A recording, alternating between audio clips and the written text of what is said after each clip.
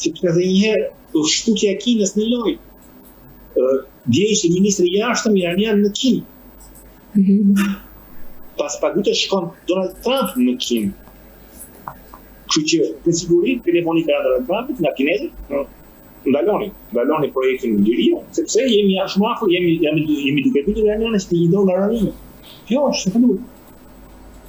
Edhe nga tjetër sot Trump shton presionin që po nuk e arritën, pra po nuk e bën kinezë, që të do nga rënimi. Unë vazhdojmë bombardimet. Që do Trump, por Trump e një për me një Kosovo, me Izraelin, se Izraelin do jetë shumë i pakënaqur, pra do ketë krejë i pakënaqur të marrëveshje, Izrael dhe rinimi ose opozitarët iranianë. Por pjesa tjetër e planetit, edhe në shqiptar, edhe në francez, dhe në anglisht sepse ekonomia do rifillon, po Izraeli do të jetë shumë i shpejtuar, ashtu si edhe në një popull iranian. Po roli i Rusisë në këtë proces?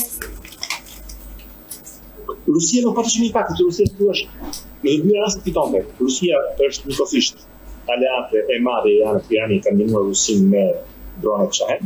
Pra Rusia si aleate e Iranit duhet të mbajë Iranin, por njëkohësisht Rusia përfiton se sa më shumë zgjasë lufta, ashtu më shumë rritet çmimi i naftë, aq më shumë rritet nevoja për blerje të karburit rusë. Si Rusia thuash është një lojë neutrale.